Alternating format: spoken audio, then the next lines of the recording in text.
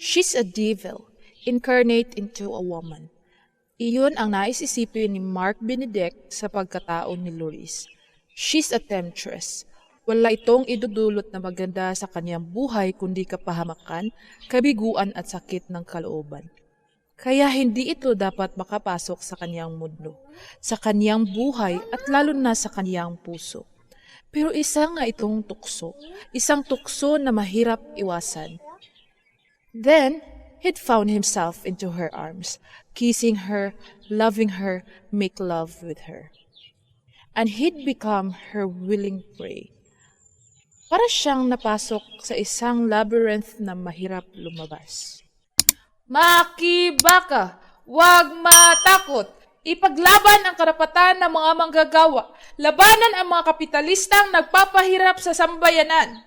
Habang patuloy sa pagmamarcha ang mga Wilgistan na sinusuportahan ng mga militante, pasulong sa nakaharang na mga barbed wire sa picket line, naghanda naman ang mga anti-riot police na handang dumipensa sakaling magpilit ang mga Wilgistan na pasukin ang naturang pabrika. Ano sa palagay mo? Sino na naman kaya ang may pakana ng kaguluhang ito? Naiilang na tanong ni Mark Benedict kay John Ray habang nakatanaw sila sa ibaba. Siguradong pakana iyan ng mga militanteng nagsulsul sa mga pabrikante na magtaya ng uniyon.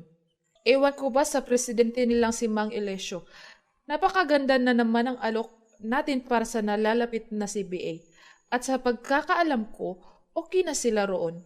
Nakipag-compromise na sila sa akin na 15 sa 20 demand nila ang ibibigay natin. Sukat bigla na lang nagwelga. That's illegal strike. You said it right, Mark. Pwede din na iyon ang point na pagkakataong ito. Dahil ang sigurado, kapag nagpilit pa silang lumampas sa picket line na iyon, magkakagalo talaga sa araw na ito. Hindi lang mga anti-riot police ang makakabangga nila, kundi maging ang 30 security men na ipinadala ni Papa. Kung ganoon, hindi pala maiwasang magkasakitan? Oo naman, but I give an order of maximum tolerance. Hanggang maaari, hindi nila dapat patulan ang mga Wilgesta. Napabuntong hininga na lang si Mark Benedict. Ang El Greco Electronics Corporation ang unang kumpanya na hinawakan niya sa tulong ng abogadong pinsan na si John Ray. Pero ngayon ay sa ganito lang pala mauuwi.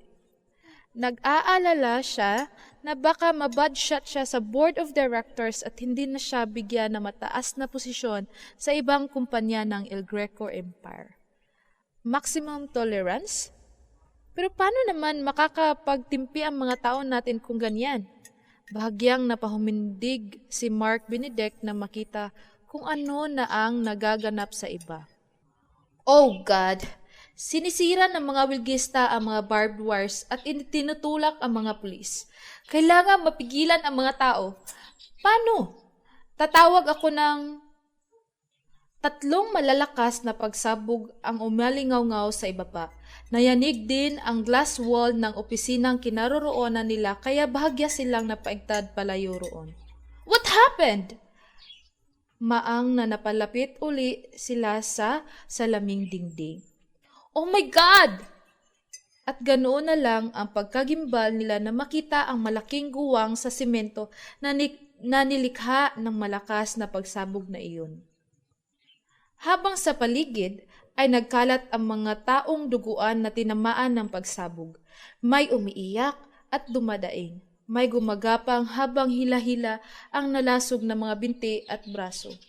And worse, may hindi na gumagalaw sa pagkakahiga sa baldosa na duguan na rin at animo wala ng buhay. May wasak ang mukha, sunog at hindi na makilala. May ilan ding kababaihang nadamay. May mga edad na ang iba pa. Ha! Napabalikwas ng bangon si Mark Benedict, sabay lingap sa paligid. Wala na ang makapal na usok na nilikha ng pagsabog. Wala na rin ang mga duguang katawan ng mga taong dumaraing. Siya na lang ang naroon sa malamig at madilim niyang silid sa penthouse ng Samantha Hotel. Damn! That was 7 years ago. Nagsisimula pa lang ako sa pamamahala ng mga kumpanya ng El Greco Empire na maganap iyon. Pero paminsan-minsan naaalala ko pa rin ang pangyayaring iyon. Kahit sa panaginip ko ay sumusuot at nagsisilbing bangungot. Bakit ganoon? It wasn't my fault.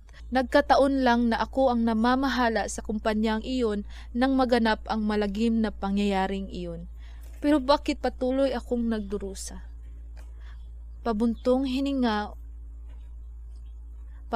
hiningang umalis ng kama ang binata at lumabas sa terrace.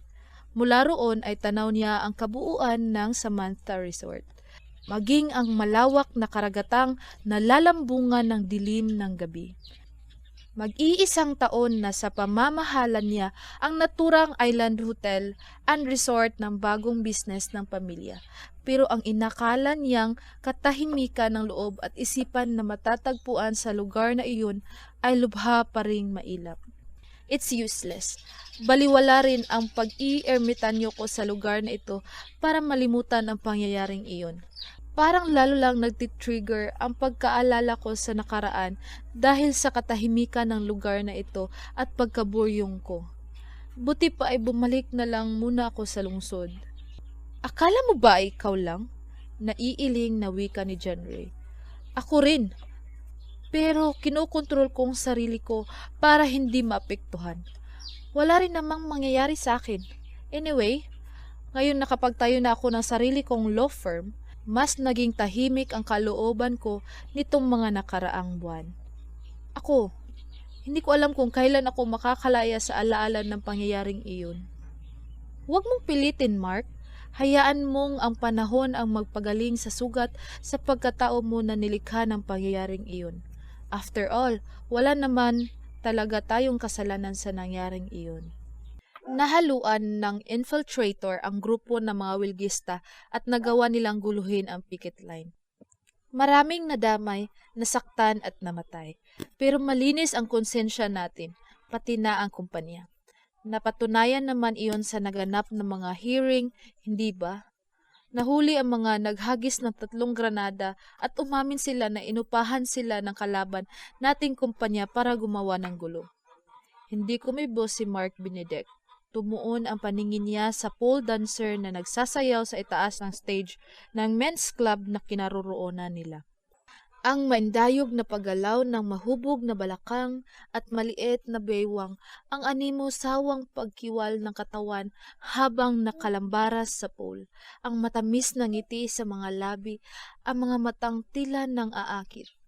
Maging ang paghagis ng mahaba at unat na buhok na lalong nakadagdag sa mapangakit nitong anyo.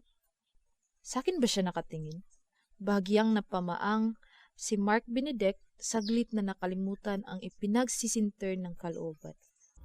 Oo nga, sa akin siya nakatitig at ngumingiti siya sa akin. Lihim siyang napailing. No, I'm just imagining things. Narito ako sa loob ng VIP room at baka hindi niya ako kita rito kahit salamin ang wall dahil madilim. Pero ang sarap niyang titigan.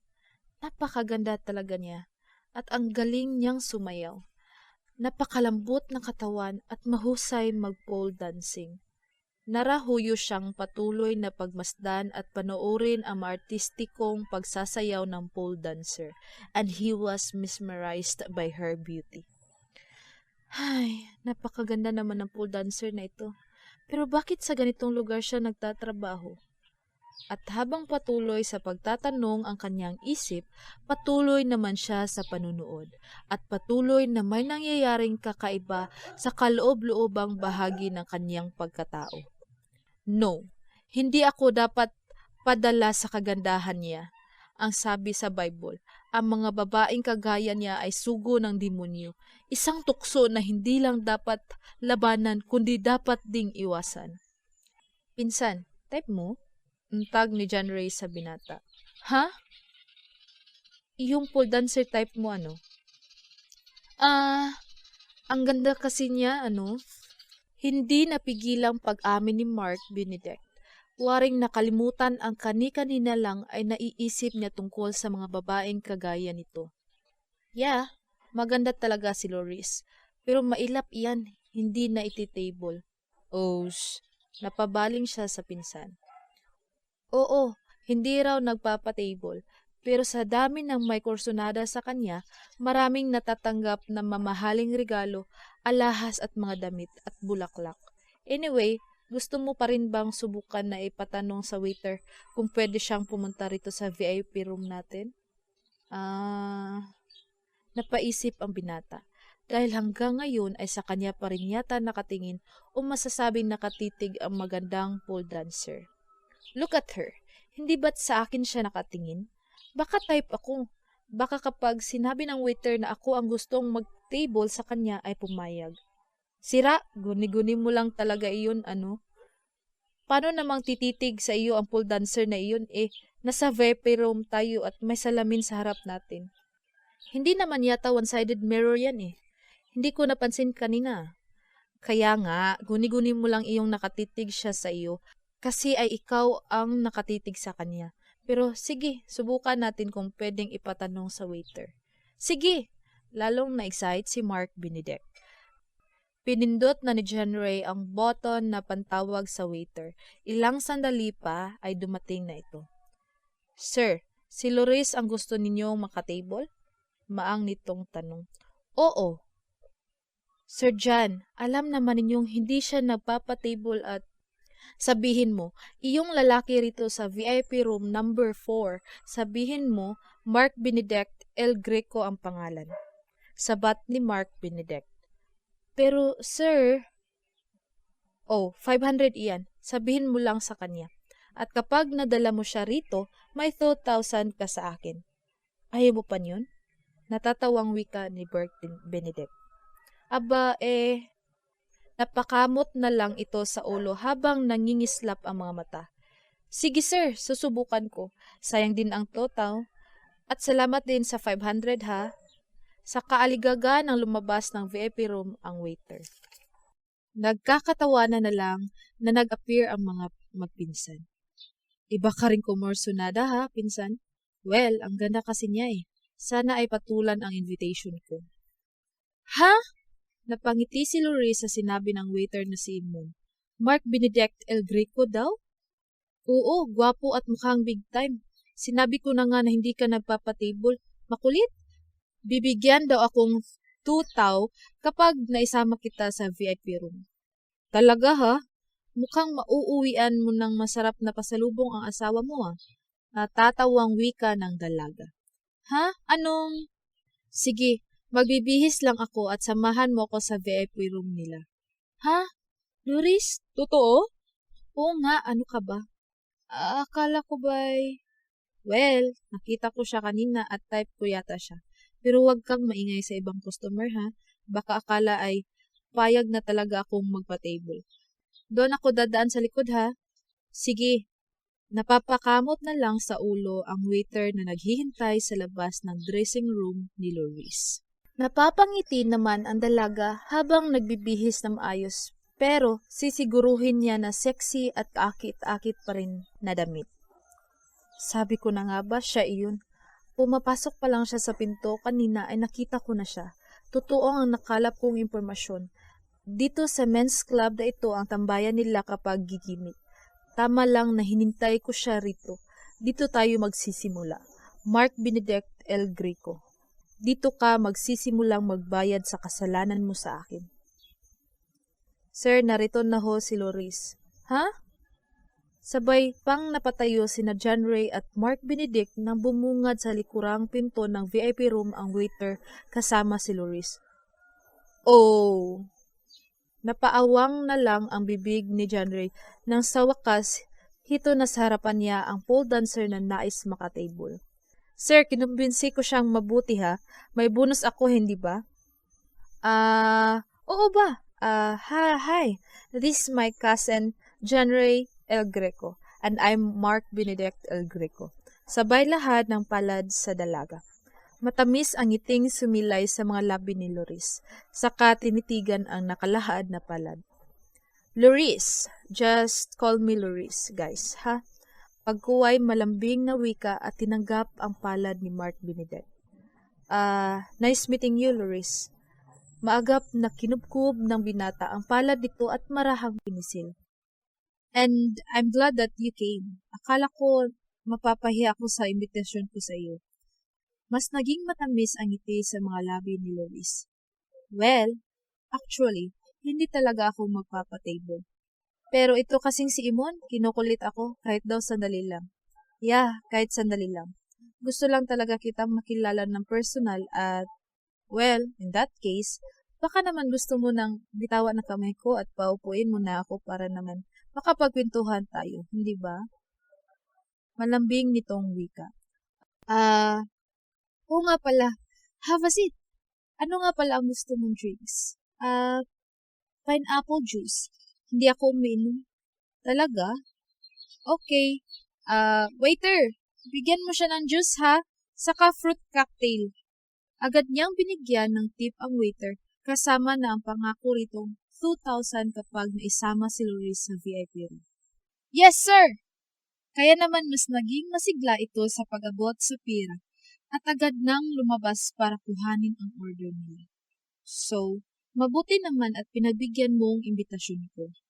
Nakangiting panimula ni Mark Benedict nang bumaling kay Loris. Ang sabi ng waiter ay hindi ka raw tumitable. Well, hindi talaga, but your name sounds familiar to me. Hindi ko lang maalala kung saan ko narinig. So, curious ako na makaharap ka. Nakangiting wika ni Loris. Baka kakilala kita. Talaga? Baka naman kapangalan ko. As far as I remember, ngayon lang tayo nagkaharap. Well, siguro nga. Hindi ko naman talaga maalala kung kailan tayo nakita. Anyway, siguro ay naging pamilyar lang sa akin ang name mo dahil sa isang El Greco.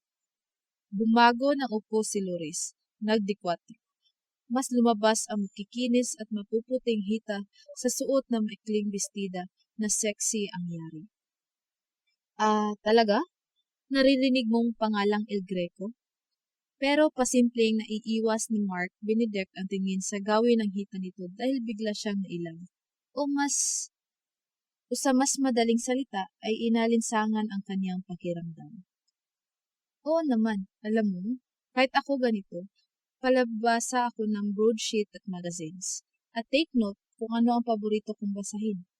Siyempre ay iyong society pages. Talaga? Of course, inaalam ko kasi kung sino ang mga taong nasa mataas na antas ng lipunan. Baka sakali isang araw ay makaharap ko sila, hindi ba? I mean, kagaya ngayon, isang El Greco ang nakaharap ko. Isang karangalan ang makilalang isang tulad mo. Talaga? So anong masasabi mo? Pinsan, sa wakas ay nagparamdam si John Ray na naroon pala ito. Excuse me ha? Lalabas lang ako. May tawag kasi sa akin eh. Saka mukhang mauupi ako rito. Doris, excuse me ha? Natatawang wika pa nito ng tunay. Sure, take your time, pinsan. Natatawang wika ni Mark Benedict. Okay. Malambing na wika ng dalaga rito. Nang makalabas na si John Ray, ay muling hinarap ni Mark Benedict si Lois. So, what can you say about me now bilang isang El Greco, ha? Namumungay ang mga matang tanong ng binata. Halatang nagpapakyut. Well, I could say that you're one of the so-called most eligible bachelor in town. Am I right? Natatawang wika ng dalaga. Well, I could say that you're one of the so-called most eligible bachelor in town. Am I right? Natatawang wika ng dalaga. Mas malambing ang tinig ngayon, mas malamlam ang mga mata at halatang nangaakit ang himig. Mukhang laman ka rin ng mga gimikan dito sa lungsod. Am I right? Talaga? Well, ang totoo, kaluluwas ko nga lang dito sa lungsod eh. Galing ako sa pag-iirmitanyo sa isang isla. Isla? Yeah, I'm the CEO of Samantha Hotel and Resort sa Isla Samantha. Nag-leave lang ako dahil medyo nabuboryong na ako roon. Oh, talaga? Nababasa ko ang resort na iyon sa mga magazines Nasa advertisement section at magaganda ang special offer ninyo. May buy one take one ticket pa kayong promo with hotel and resort accommodation, right? Oo, pero sa ngayon ay tapos na iyon. Summer na kasi kaya marami ng tao ang dumarayo. Baka mga July to o October ay may promo uli kami. Anyway, gusto mo bang magbakasyon doon? Medyo. Pero hindi sa ngayon. I'm busy. Busy? Yeah, I'm busy with my studying. Nag-aaral ka? Bakit parang gulat na gulat ka? Hindi naman. Kaya lang, nakakagulat bang malaman na isang kagaya ko ay may ambisyon din namang makapagtapos? Well, to tell you frankly, yes. Anyway, sa tingin ko naman ay determinado ka sa buhay mo. I know you can make it. Of course I can make it. Gusto mo bang malaman kung anong course ang kinuha ko? Oo, ano nga ba? Actually, tapos na ako ng accountancy. Pero imbes na kumuha ako ng board exam, ay tinuloy ko ang pag-aaral ng law. Kumukuha ako ng law proper sa ngayon. Lalong lihim na napamaang si Mark Benedict. Lalo niyang natiyak na di character ang magandang pole dancer. Talaga? Gusto mong maging abogada? Yeah, well, nag-ugat ang pangarap ko nung teenager ako. Yun bang tipong may ganitong drama? Babangon ako at dudurugin kita. Sinundan nito ng maharot na halakhak ang sinabi. I mean, yun bang tipong mahirap na may isang pamilyang mayaman na umapi sa pamilya ko? Muli itong napahalakhak. Ang drama ko, parang pelikula. Pero sa mga mata nito ay may nakasungaw na kakaibang kislap. Kislap ba iyon ng galit? Ng puot? Hindi naman. Pero hindi alam ni Mark Benedict kung bakit lihim siyang kinabahan. Hindi lang sa sinabi nito, kundi sa nahuling kislap na mga mata nito. Hindi lang niya alam kung bakit. Pero totoo ba iyong sinabi mo? Hindi naman. Nagbibiro lang ako. Actually, gusto ko lang talaga maging abogada para makaahon sa hirap at makatulong sa mahirap. Yun lang. Muling naging matamis ang ngiti sa mga labi ni Luis. Napalis ang kislap ng puot sa mga mata nito. I see. Maraming sandali pa ang lumipas, kung ano-ano lang ang napag-usapan nila, at nanatiling maginoo si Mark Benedict. Kahit minsan ay hindi niya tinangkang hawakan o dikitan man lang si Luis, kahit silang dalawa lang ang naroon sa VIP room, dahil parang wala nang balak bumalik si John Ray. Ano, nakascore ka ba? Natatawang tanong ni John Ray na siyang nagda-drive habang pauwi na sila ng madaling araw na iyon. Ano kamo? Bahagyang dumilat si Mark Benedict na nakasandal sa upuan at waring antok-nantok dahil marami-rami rin ang nainom niya. Ang sabi ko, nakascore ka ba sa ka-table mo kanina? Iniwan ko na nga kayo para makapagsolo kayo Saka upi talaga ako sa inyo kanina Yun ba? Ano naman ang akala mo sa akin? Manyakis? Nagkwentuhan lang kami. Nagkwentuhan? Naman, pinsan, kailan ka pa natiyupi sa babae? Bakit ba? Kung mo ba pole dancer lang siya, ay babastusin ko na siya. Kung mo dalawa lang kami sa VIP room. Di naman sa ganoon. I mean, John Ray, hindi nga siya nagpapatable, hindi ba? It means, ayaw niyang mabastos ng customer kaya ganoon. At ayaw kong sirain ang tiwala niya sa akin. Oh, Mark, ang mga ganong babae ay isa lang ang kulay. Naroon sila para mangakit ng lalaki. Manghuthot. Malay mo, baka ganun ang style niya para mas marami siyang madinggoy na big time. Baka kunwari lang na ayaw niya magpa-table para makapagpataas siya ng singil. Sa tingin ko, hindi naman. Saka ikaw nga itong madalas sa lugar na iyon, hindi ba? Alam mong hindi talaga siya nagpapa-table. Baka hindi ko lang natitimpuhan. Sa tingin ko, totoo ang sinabi niya na sa akin pa lang siya nagpa-table. At alam mo ba nag-aaral siya. Talaga? Oo, tapos na siya ng accountancy, pero itinuloy niya abogasya. Talaga? Wow! Magiging kabaro ko pa pala Sinabi mo pa. Kung ganoon, mas sa akin siya bagay. Heh! Ang lakas ng tawa ni John Ray. Siloso? Huwag kang mag-alala, hindi ko siya susulutin. Paon ba susulutin? Siloso. Huwag kang mag-alala. Hindi ko siya susulutin sa'yo. Siguruhin mo lang, baka sa pagpabalik ko roon ay malaman ko na inaahas mo na pala ako.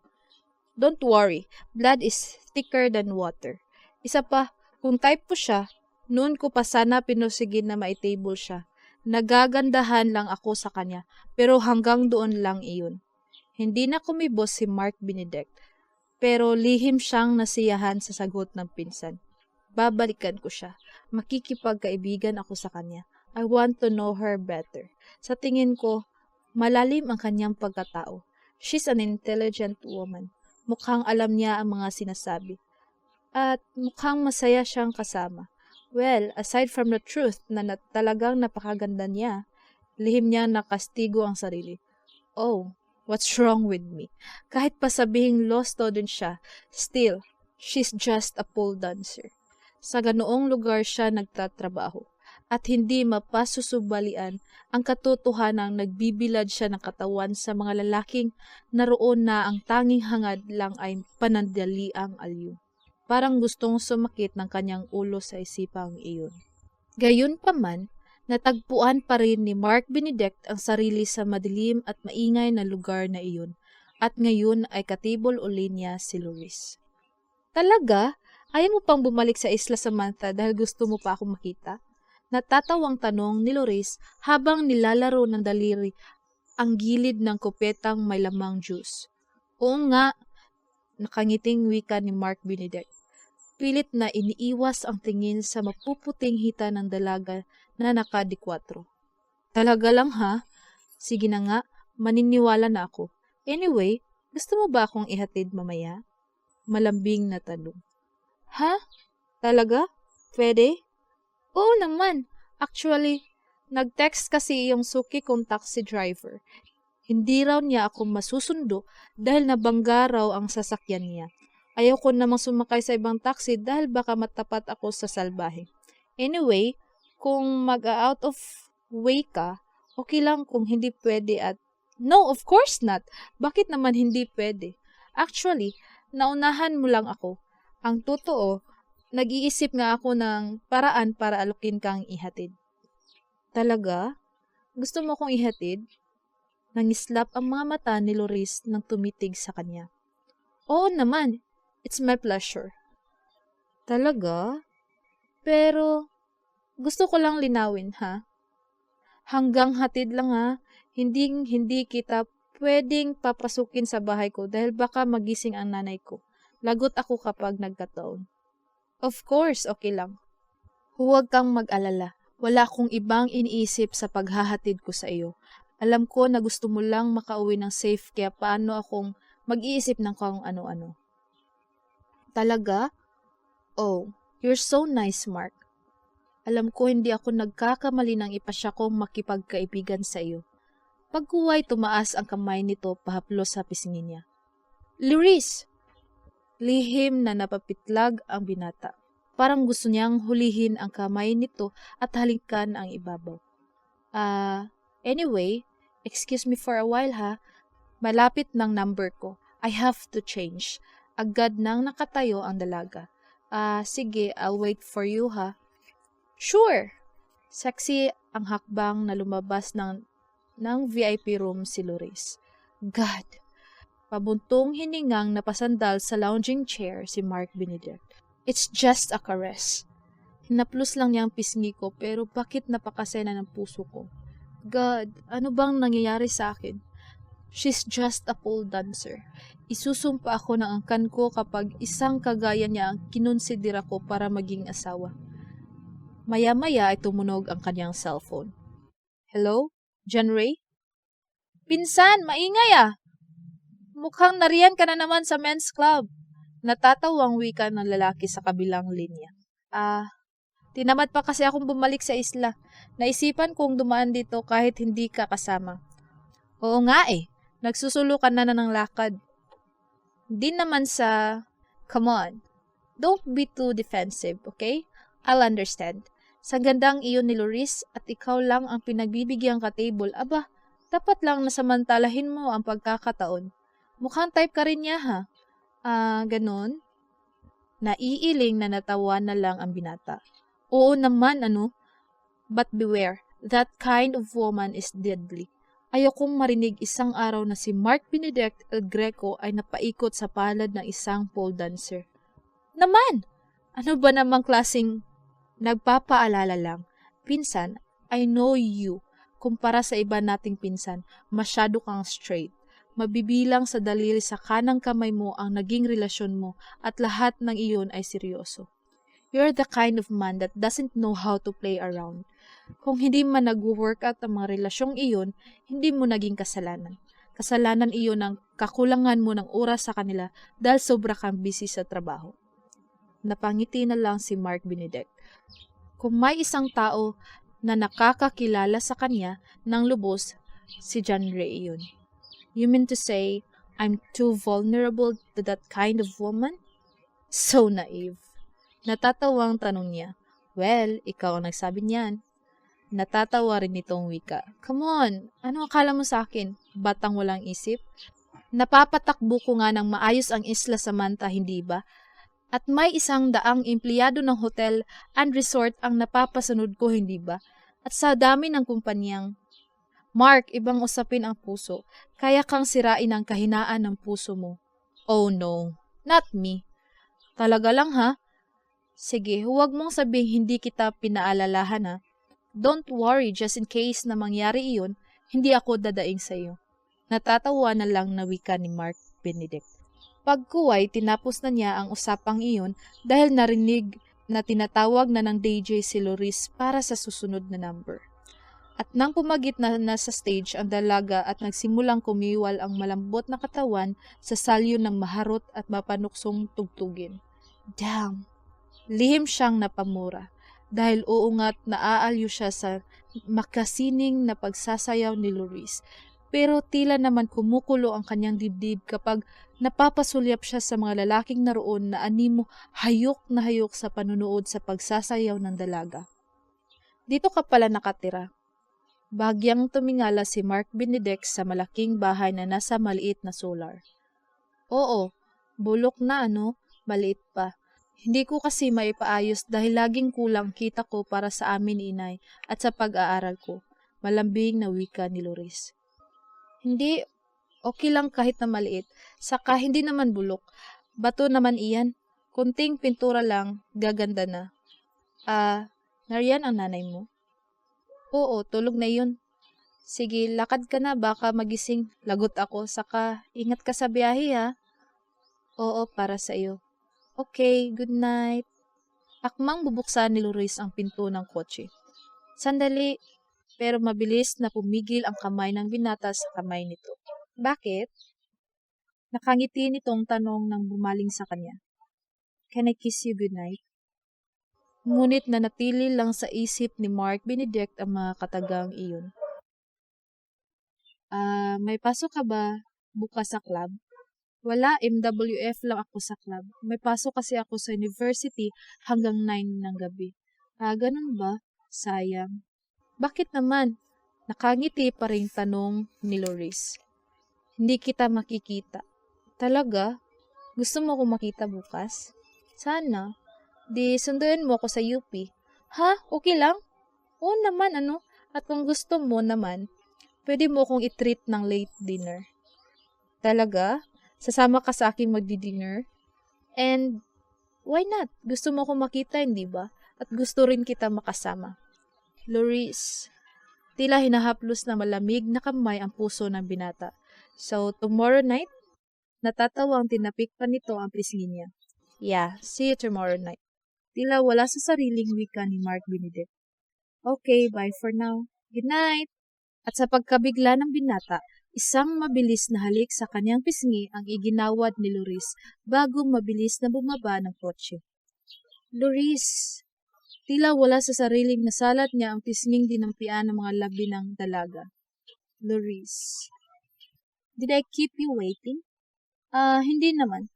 Titig na titig si Mark Benedict sa magandang mukha ni Loris na mas maganda palang tingnan kapag walang makapal na makeup. Simpleng-simple lang ang ayos ng dalaga. Bahagyang lipstick at face powder. Nakatali ang mahabang buhok na lalong nagpamukha rito na inosente at tila mas bumata ito ng 4 na taon sa tunay na edad. Pantalong maong at blouse na puti. She looks so fresh, so pure. Hey, bakit ganyan ka makatitig, ha? Natatawang tanong ng dalaga. Kasi ang ganda mo lalo kapag walang makeup. Mas bagay pala sa iyong maging estudyante kaysa pinigil niya ang sarili dahil baka ma-offend ito. Kaysa maging pole dancer, ganun ba? Hindi naman sa ganun. Kaya lang, come on, don't try to choose the right word. Natatawang wika ni Loris. At hinampas pa nito ang binata sa balikat. Promise, hindi ako ma-offend. Ang totoo, sanay na ako sa mga salita ng mga taong nasa paligid ko. Alam ko kung kailan nila ako hinahamak at pinagtatawanan o pinag-uusapan sa likod ko dahil sa trabaho ko. Anyway, ang ilang kaklase ko na nakakaalam na pole dancer ako noon ay sinubukan na akong hamakin at i-down. Pero sorry na lang sila, I'm not that kind of person na madaling bibigay sa konting sit-sit lang ng mga tao sa paligid ko. I'm a survivor. Hindi lang sa salita ko sila kayang labanan.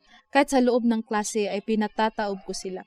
Walang nakakahigit sa akin pagdating sa pataasan ng grade. Talaga? Napangiti na lang si Mark Benedict.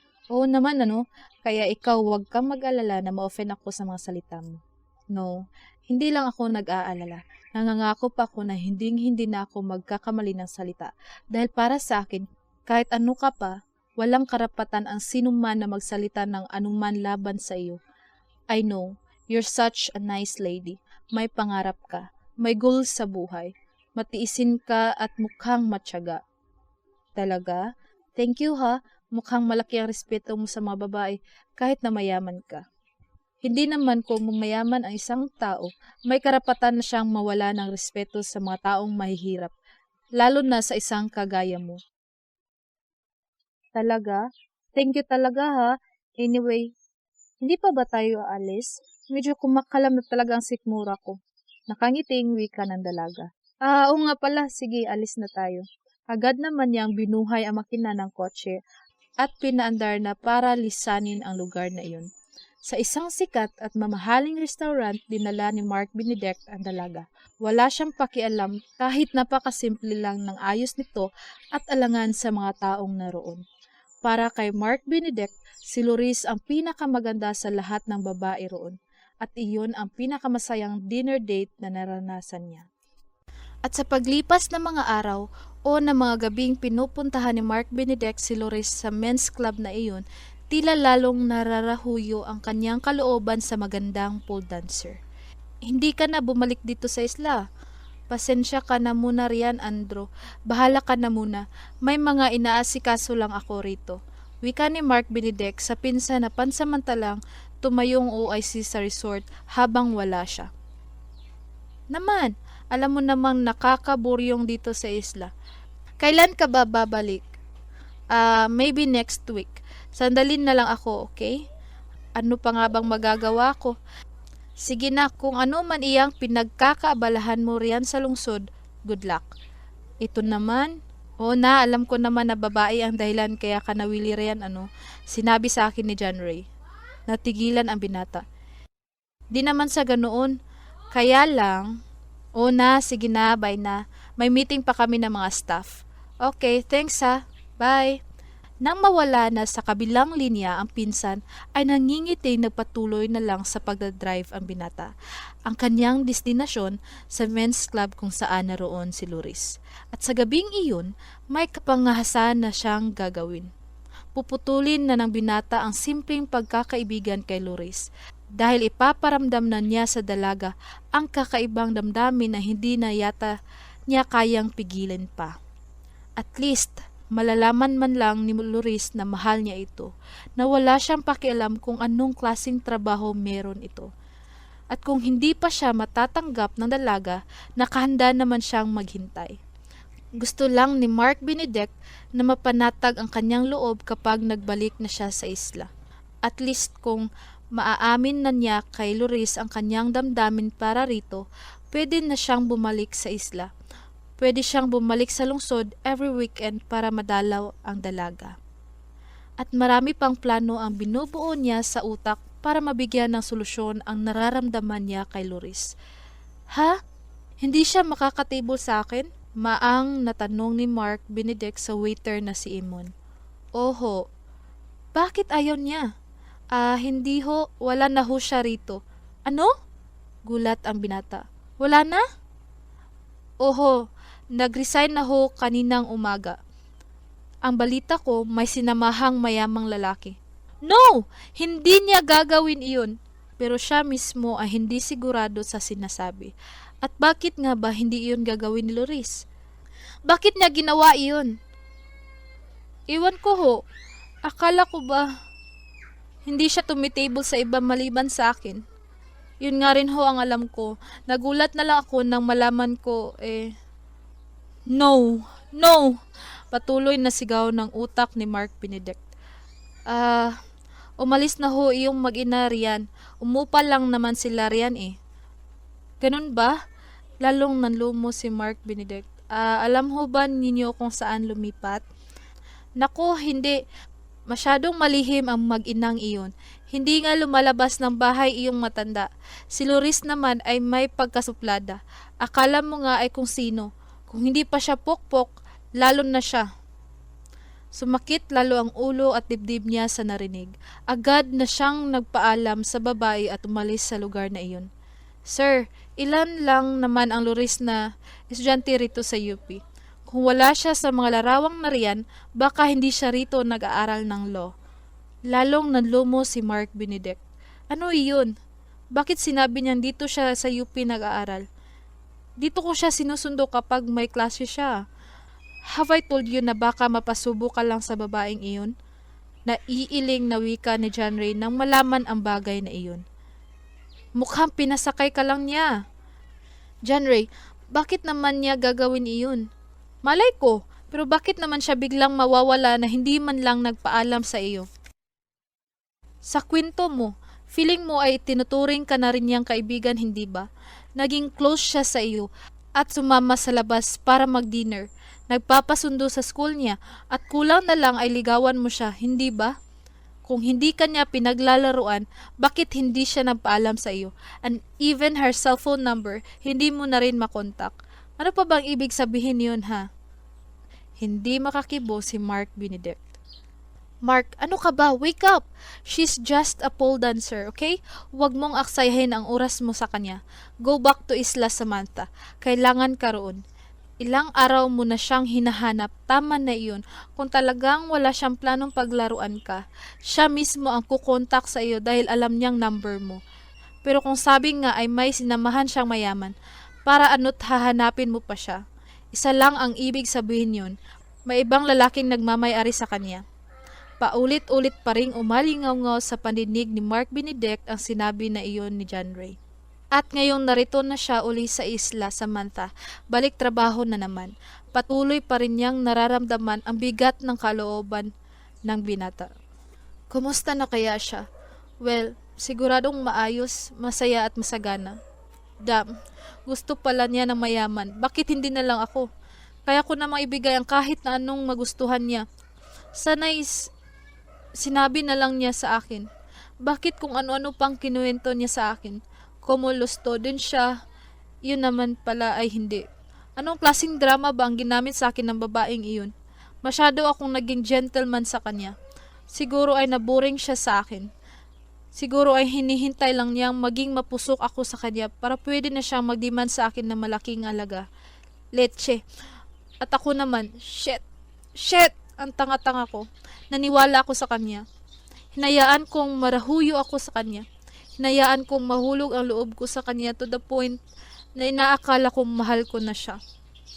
Marahas na napabuntong hininga na lang si Mark Benedict habang mahigpit na hawak ang kupeta ng alak.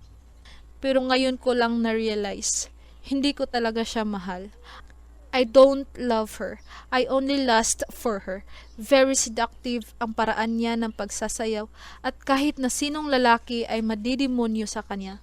Because she's a devil incarnate into a woman, iyon ang kanyang papel sa mundong ito, ang mangakit na mga lalaki.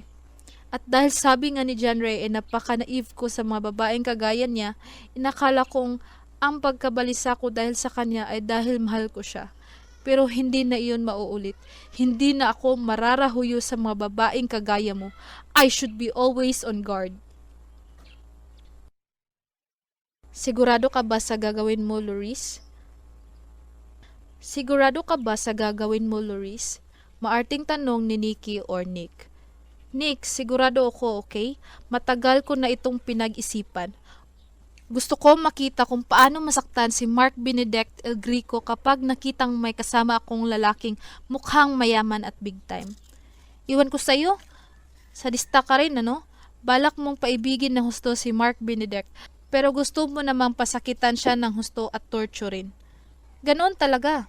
Nang makilala ko siya, wala pa akong solidong plano para sa kanya kung paano ko siya paiikutin sa mga palad ko. But in the long run, nang madalas naming pagsasama at pag-uusap, nabuo na sa utak ko ang mga dapat kong gawin sa kanya para makaganti ako ng husto sa kanya. Ay, ewan. Marami namang simpleng paraan, ano? Paibigin mo, saka mo hut-hutan. At kapag marami ka na makuha pera, alahas, bahay at lupa, saka mo iwanan. Darating tayo sa puntong iyon, Nick. Pero, mas masarap kung paglalaruan ko muna siya. Ewan. Hindi na kumibo si Loris, itinuloy ang pag-iimpake ng mga damit. Let's go. Baka maiwan tayo ng yating maghahatid ng mga guests sa Isla Samantha. Ay, oo nga pala. Kung hindi lang mahal ang ibabayad mo sa akin at may kasama pang bakasyon sa sikat na resort na iyon, never akong pumayag sa gusto mo na magpanggap na lalaki. Baka mamaya kumidlat ay ako pa ang unang tamaan. Gamitin mong panangga ang mga paunang bayad ko sa iyo, ano? Natatawang wika ni Loris. Che! Napairap ito sa kanya. Hindi na nga lang kumibo si Loris at nangingiti na lang na isinara ang zipper ng kanyang maleta. Mark Benedict El Greco, here I come. Guguluhin ko na naman ang mundo mo. At kung mananahimik ka na riyan sa Isla Samantha, sisiguraduhin ko na maliligalig ka na naman kapag nakita mo ko. Nang sumakay na sila ni Nikki sa taxi na maghahatid sa kanila sa El Greco Hotel, kung saan dadalhin sila ng tourist bus na maghahatid na naman sa kanila sa private port kung saan may naghihintay na yate na magdadala sa kanila sa Isla Samantha. Hindi pa rin niya maiiwasang kabahan. Iyon ay kahit na binuunan niya sa kalooban ang mga planong nakalaan para kay Mark Benedict. Ilan ang guest na darating sa araw na ito, Gino? Bali 30 ho, sir. Pero hindi pari-pariho ang haba ng araw na ititigil nila rito sa resort. May 3 araw lang, may 1 linggo at may 2 linggo. Talaga? That's good. Okay lang kahit na hindi pare-pareho ang itatagal nila rito. Ang mahalaga, ngayong maraming mababakanting suit ay may papalit agad sa kanila. Alam mo naman na kapag ganitong tag-ulan ay may kuta tayo. Oo nga sir. Anyway, maganda rin iyong may special offer tayo sa mga guest. Kahit na tag-ulan ay naiinganyo silang magstay rito. Sa bagay, karamihan sa mga guest natin ay honeymooners. Hindi importante sa kanila ang maligo sa beach, lalo na kapag umulan. Mas mahalaga sa kanila ang magkulong sa mga silid nila. Alam niyo na, maginaw kasi. Sira, natatawa na lang si Mark Benedict sa sinabi ng kanyang PA. Pagkuway tumanaw siya sa yate na malapit nang dumaong sa pantalan. At ilang sandali pa nga, nagsimula ng magbabaan ang mga guests na sakay ng yate. Paris-paris nga mga ito, halatang mga bagong kasal, mga honeymooners. Kabataan pa ang ibang parehas, kung mayroon mang may edad na ay nasa mga early 30s pa lang. Pero tumuon ang paningin ni Mark Benedict sa huling parehas na pababa ng lansya. Kapit na kapit ang napakaganda at sexy na babae sa may edad na lalaking kasama nito na medyo nakakalbo na nga at may kapandakan pa at malaki pang tiyan. Ngiti-ngiti ang magagandang labi na tila ba nakajackpot sa loto. Well, sino ba naman ang hindi mangingiti kung ang kasama nitong lalaki na kahit may edad na at nakakalbo na at pandak pa ay mukhang big time naman? Iyon bang tipong drug lord na kumukuto ang pera sa kahadiyero? Loris! Loris! At ganoon na lang ang pagkagulat niya na makilala ang maswerteng babaeng mukhang nakadali ng matabang isda. Welcome to Isla Samantha. Ma'am, sir, magalang na bati ni Gino sa mga bumababang guest. We hope you enjoy staying at our resort. Thank you. Thank you. Welcome to Isla Samantha, ma'am, sir. Tiim ang bagang nawika ni Mark Benedict na sinadyang pukawin ang pansin ni Loris na kinakausap ang kasama. Mark Benedict! Nanlaki ang mga mata ni Loris na mapalingon sa kanya. Oh, oo nga pala. Ikaw ang CEO rito, ha? Kamusta? Mas naging matiim ang titig niya rito. Well, I'm fine. Saka sa pilitang ngupiti, bagamat may kalakip na pag-uuyam. So, kaya ka pala biglang nawala roon? Mukhang sinulya pa ni Mark Benedict ang lalaking kasama nito. Oh, siya nga pala. Naging masigla na ang tinig ni Loris. I want you to meet Mark Benedict El Greco. He's a friend of mine at siya ang CEO rito. Mark, this is Nicanor Bionobra, my husband. We just got married yesterday at dito sa resort ninyo ang aming honeymoon. Honeymoon? Oh, I see. Karamihan nga pala ng guest namin ngayon ay honeymooners. Anyway, it's my pleasure meeting you, Mr. Nicanor Bionobra. And welcome to Isla Samantha. I hope you enjoy staying here. Of course, mag-i-enjoy ako rito with my beautiful wife around. Sinong hindi mag-i-enjoy? Saka masuyong hinapit sa baywang si Loris at kinantalan pa ng halik sa pisngi. Damn, parang gustong masuka ni Mark Benedict. Gino, ihatid mo sa suit nila si Mr. and Mrs. Binavera. Ibinaling na lang niya ang paningin sa kanyang PA. And treat them as our VIP guest. Special guest. Dahil kaibigan ko si Mrs. Loris Binavera. Yes, sir. Let's go, ma'am, sir. Thank you. Humakbang na si Nicanor. Pasunod kay Gino na tumalikod na. Sumunod dito si Loris, pero pasimpleng lumingon sa kanya at nakangiti pang kumindat. Shit! Nakuyom na lang ni Mark Benedict ang kamao at naiwas ang tingin dito. Bakit niya niyaya ang asawa niyang mag-honeymoon? Alam naman niya ako ang CEO rito ah. What was that? Nang-aasar siya? Nanunudyo? O nananadya? Nagngingit-ngit ang kalubang pumasok na rin sa hotel si Mark Benedict. Hindi niya alam kung saan ibabaling ang ngit-ngit o kung ano ang iisipin. Ang alam lang niya, nagngingit-ngit siya sa isipang kapag narating na sa honeymoon suit nila sina Loris at Nicanor, siguradong may magaganap ng kahalayan sa mga ito. Oh God! Sinisira ng mga Wilgesta ang mga barbed wires at tinutulak ang mga pulis. Kailangan mapigilan ang mga tao. Paano? Tatawag ako ng 3 malalakas na pagsabog ang umalingaw-ngaw sa ibaba. Nayanig din ang glass wall ng opisinang kinaroroonan nila, kaya bahagya silang napaigtad palayo roon. What happened? Maang na napalapit uli sila sa salaming dingding. Oh my God! At ganoon na lang ang pagkagimbal nila na makitang ang malaking guwang sa semento na nilikha ng malakas na pagsabog na iyon. Habang sa paligid ay nagkalat ang mga taong duguan na tinamaan ng pagsabog. May umiiyak at dumadaing. May gumagapang habang hila-hila ang nalasog na mga binti at braso. And worse, may hindi na gumagalaw sa pagkakahiga sa baldosa na duguan na rin at animo wala ng buhay. May ilan ding kababaihang nadamay.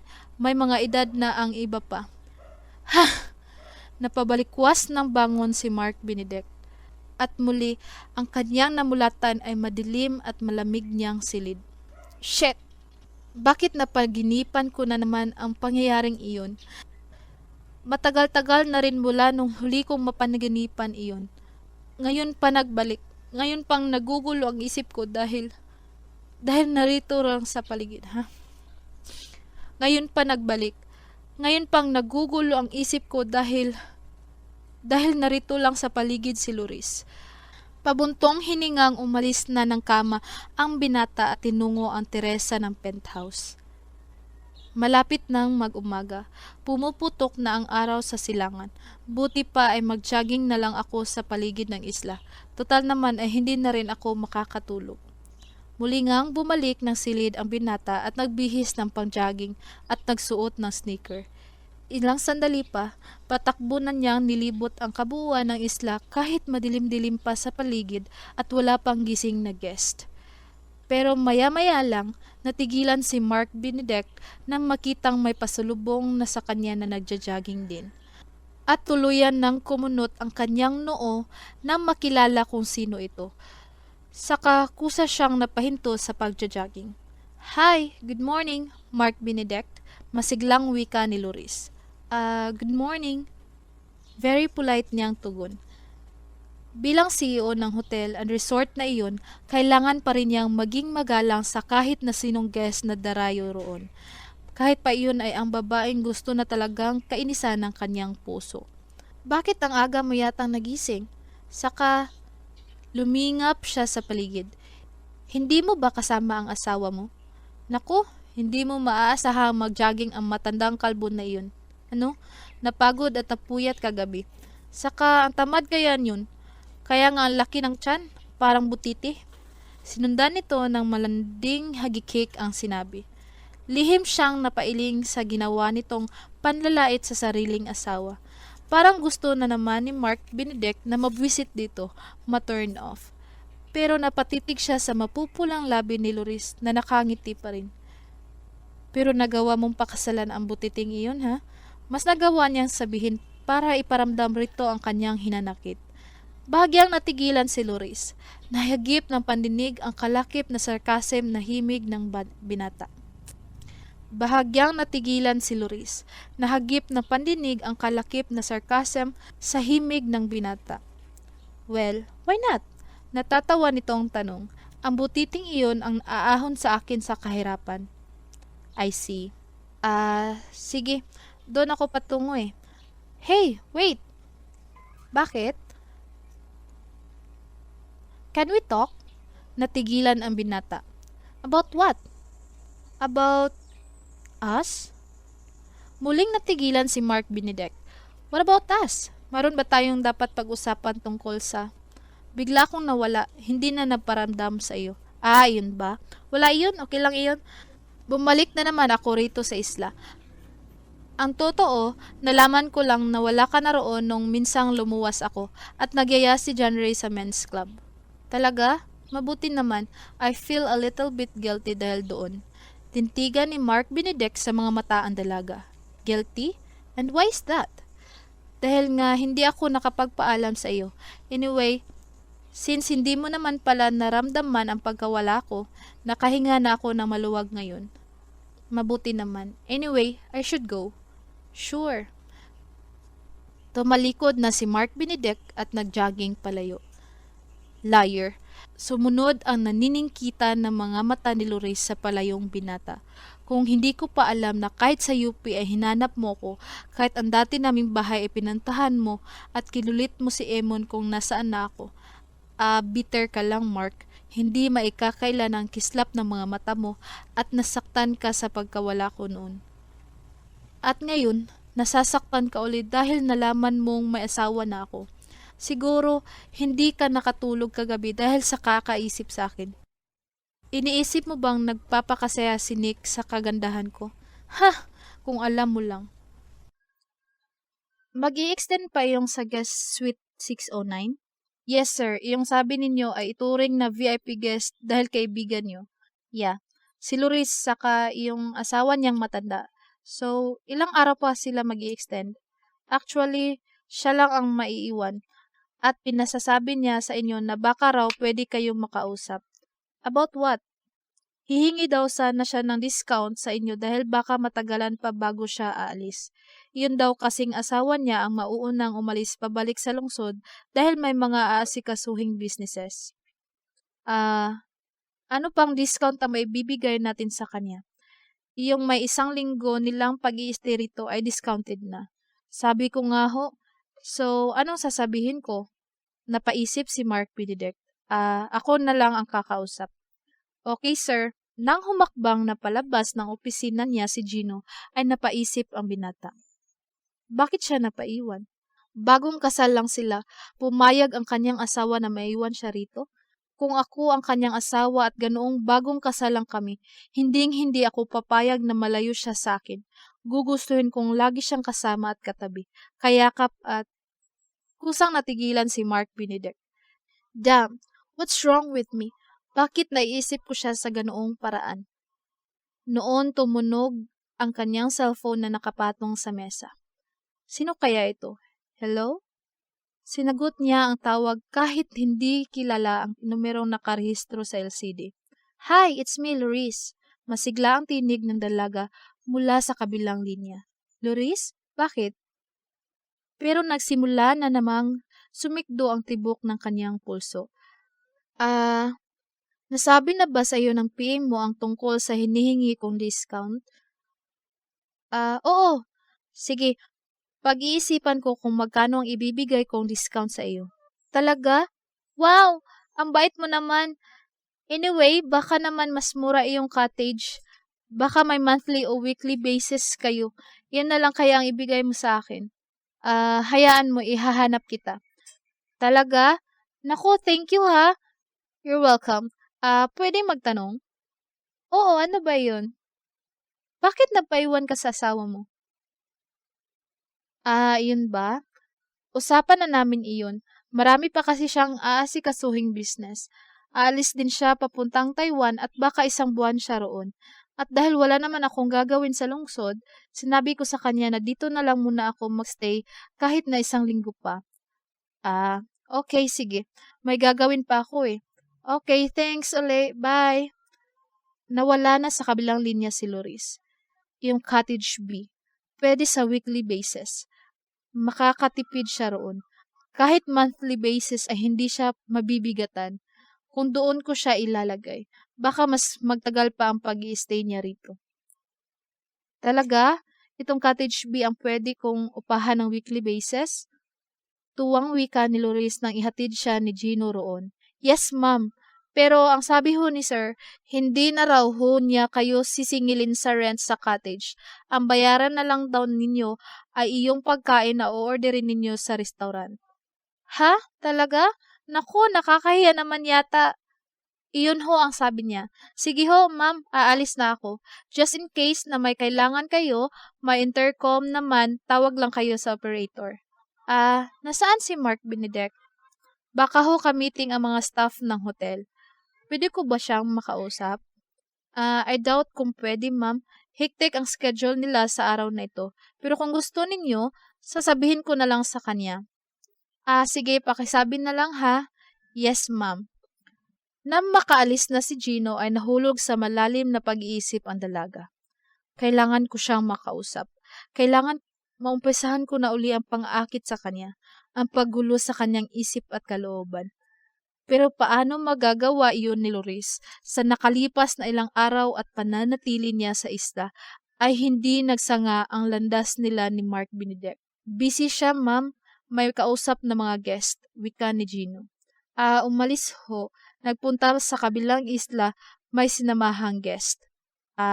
May mga kasama hong foreigner, itinutour niya sa paligid ng isla sakay ng chopper. At marami pang alibay ang sinasabi ni Gino kay Loris sa tuwing itatanong niya kung nasaan si Mark Benedict.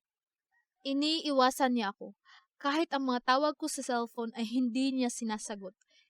Hindi niya ako pwedeng iwasan. Narito lang kami sa isang maliit na lugar. Hindi niya ako matatakasan. Hindi! Makibaka! Huwag matakot! Ipaglaban ang karapatan ng mga manggagawa. Labanan ang mga kapitalistang nagpapahirap sa sambayanan.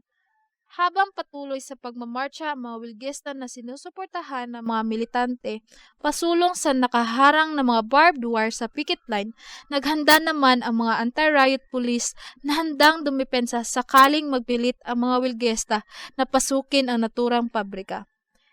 Inay, bakit ba kasi sumama si tatay sa mga militante? Mais naman ang swildong natatanggap nila sa pabrika, hindi ba? Naiiling na tanong ni Loris sa ina habang natanaw sila sa mga wilgistang di kalayuan. Iwan ko ba naman sa tatay mo? Pati ang ati Sita mo, sumama rin. Wika ni Aling Ligaya. Pero paano ho kung magkagulo? Iyan nga rin ang sabi ko sa kanya, pero magdasal na lang sana tayo. Sige ho, pero inay, tingnan ninyo sumusugod na ang mga kasama nila sa hangganan at tatlong malalakas na pagsabog ang umalingaw sa paligid. Panginoon, ano iyon? Napamaang na lang ang mag-inang nakatanaw mula sa malayo. Diyos ko! At ganoon na lang ang pagkagimbal nila na makitang ang malaking guwang sa simento na nilikha ng malakas na pagsabog na iyon. Habang sa paligid ay nagkalat ang mga taong duguan na tinamaan ng pagsabog. May umiiyak at dumadaing, may gumagapang habang hila-hila ang nalasog na mga binti at braso. And worse, may hindi na gumagalaw sa pagkakahiga sa baldosa, naduguan na rin at animo wala ng buhay. May ilan ding kababaihang nadamay, may mga edad na ang iba pa. Inay! Si tatay at si ate Seta! Wika niya sa ina, kumikinig ang tinig. Ang asawa ko, ang anak ko. Nagsimulang humakbang palapit sa nakahandusay na mga tao si Aling Ligaya. Inay, sandali lang ho. Tinangkan niyang habulin ang ina. Baka ho may sumabog pa, baka magkagulo pa. Hindi. Nagpilit makawala ang babae. Ang tatay mo, ang ate mo, kailangan makita natin sila. Baka kung ano na ang...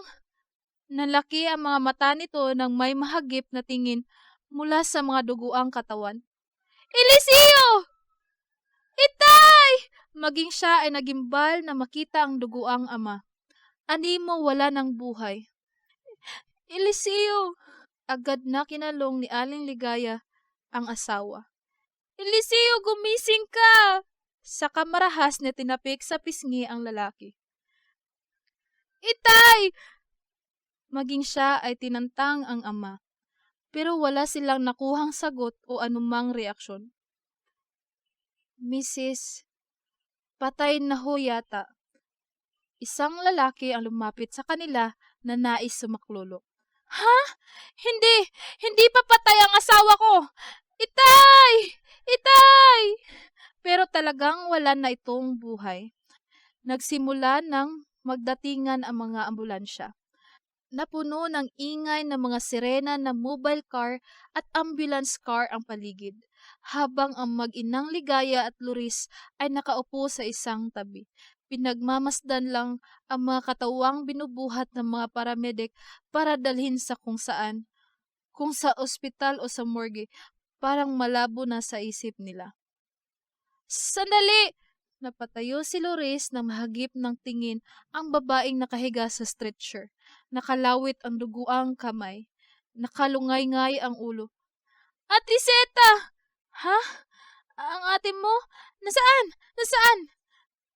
Napatayo rin si Aling Ligaya at agad na sumunod sa kanya nang lapitan niya ang babae sa stretcher. Anak!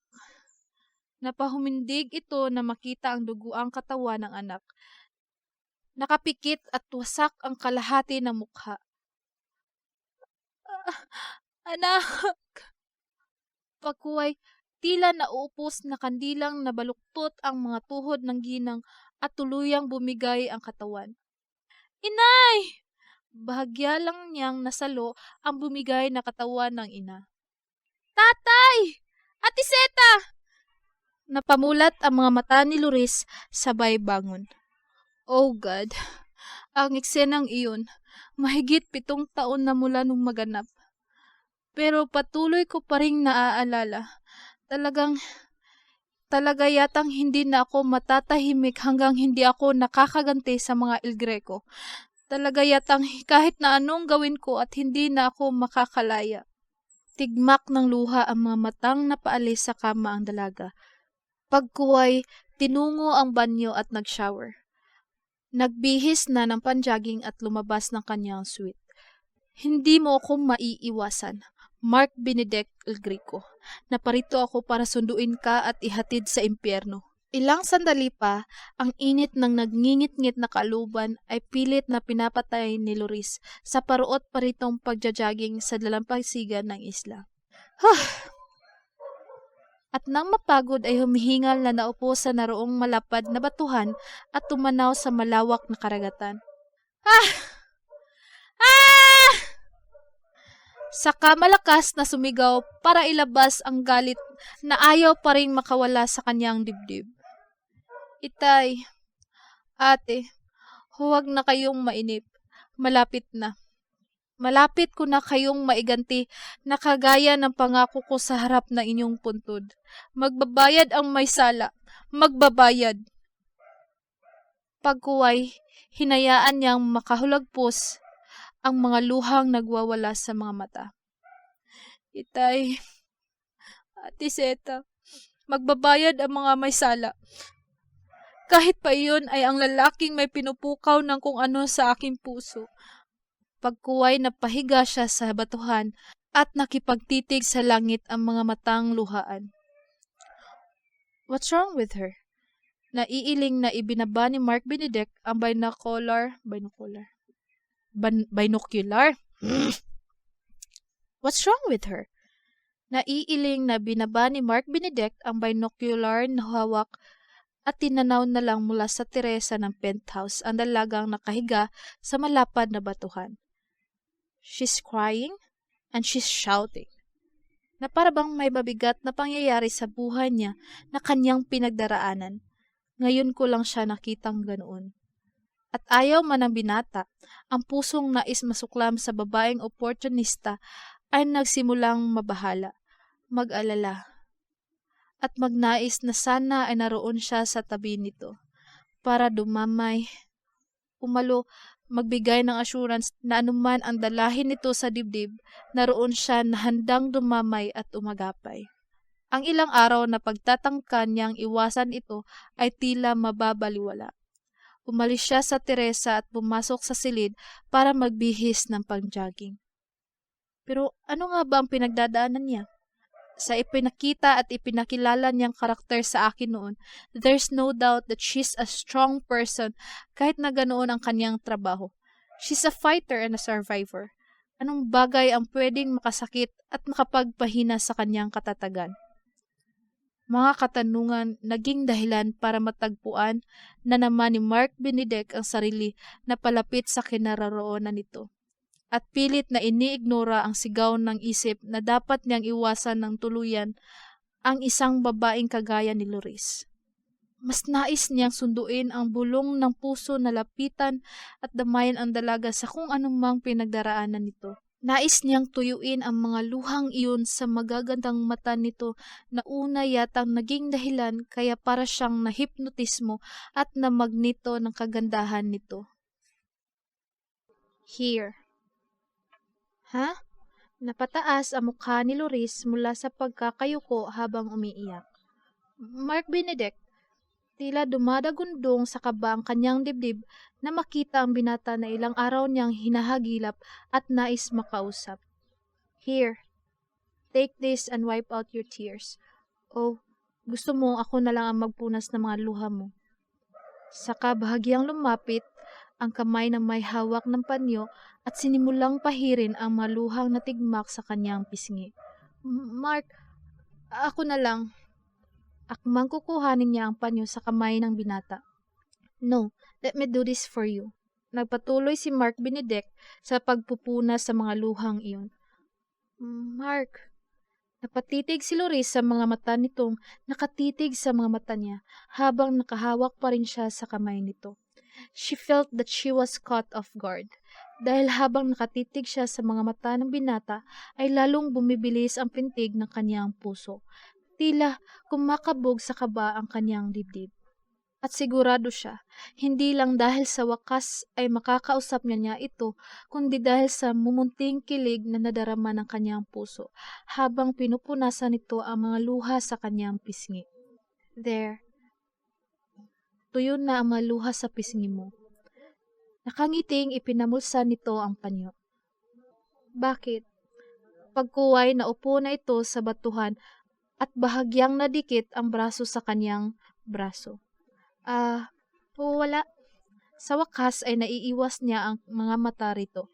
May naalala lang ako. Saka tumanaw siya sa karagatan, bagamat hindi nag-abalang ilayo ang sarili rito, kahit nararamdaman ng dalaga ang init ng katawan ng katabi. Sino ang asawa mo? Napangiti si Loris Unti-unti na niyang napabawi ang hinahon. Well, maybe. Ilang araw na akong mag-isa sa resort na ito. Walang kausap, walang kasama, walang kasalo sa pagkain. Nakakabato rin pala. Pero paminsan-minsan ko lang siyang naiisip. May ibang bagay akong naaalala kaya ako naiiyak. Talaga? Kasama ba ako roon? Natigilan si Loris at dahan-dahang nilinga ang katabi. Nag-iwas ng tingin si Mark Benedict.